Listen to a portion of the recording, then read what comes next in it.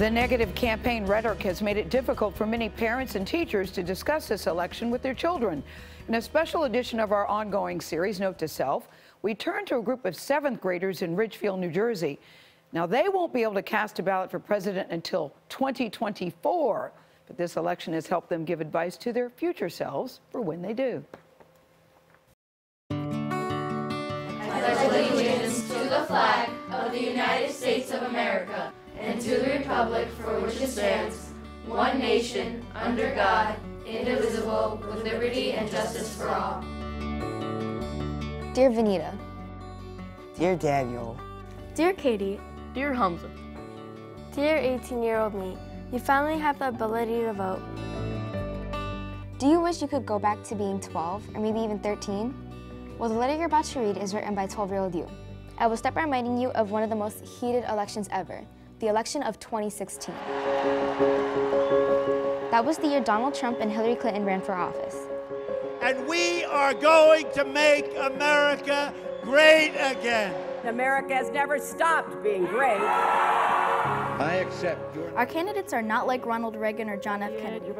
We have a billionaire reality TV business mogul and another person who's been investigated by the FBI. At the time, neither one seemed to be the best option. I feel the tone of this election is very negative. Unfortunately, as we get closer to Election Day, the negativity continues. It's just awfully good that someone with the temperament of Donald Trump is not in charge of the law in our country. Yeah, because you'd be in jail.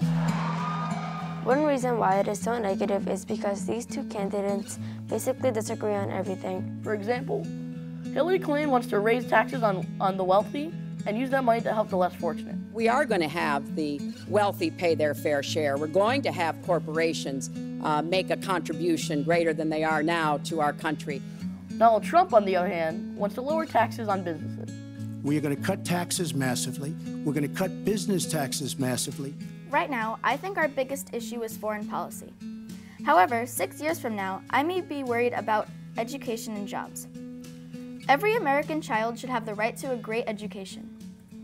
Unfortunately, what other people end up talking about are the insults or the accusations each candidate is hurling at one another. He's written a lot of books about business.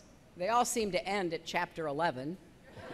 You can't watch a show now without seeing 1 or 2 commercials about the horrible things each candidate may or may not have done. After decades of lies and scandal, her corruption is closing in. This election is more like a comedy act that you would see on Saturday Night Live. The sad part is, it is a comedy act on Saturday Night Live. This man is clearly unfit to be commander-in-chief. Wrong. He is a bully. Shut up. He started the birther movement. You did. In other words, they are acting like kindergartners. Everything I see has no respect for this person. Well, that's because he'd rather have a puppet as president of the United States. No puppet. And it's pretty clear. You're the puppet. Personally, one of my biggest concerns surrounding this election are the negative comments Donald Trump has made about minorities and women. You've called women you don't like fat pigs, dogs, slobs, and disgusting animals. Your Twitter account... Only Rosie O'Donnell. I personally find it difficult to endorse Trump as I'm a Muslim American and he has shown blatant racial discrimination against Muslims and minorities in general. Donald J. Trump is calling for a total and complete shutdown of Muslims entering the United States. I don't automatically support Hillary Clinton either, though.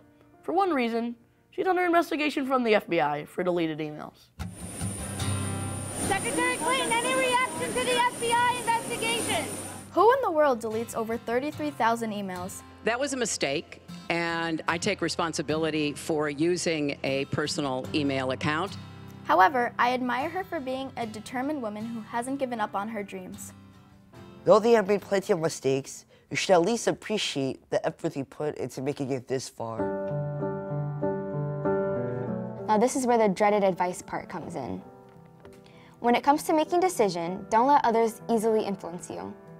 If I could give you advice for the future, it's to try not to become distracted and stay focused on the issues. Whether it be Democrat or Republican, vote your conscience.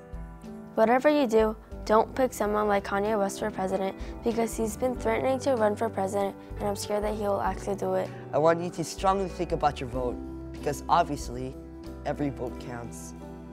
Good luck. from her 12-year-old self. The children That are was so paying good. attention. That was beautifully done. Yeah.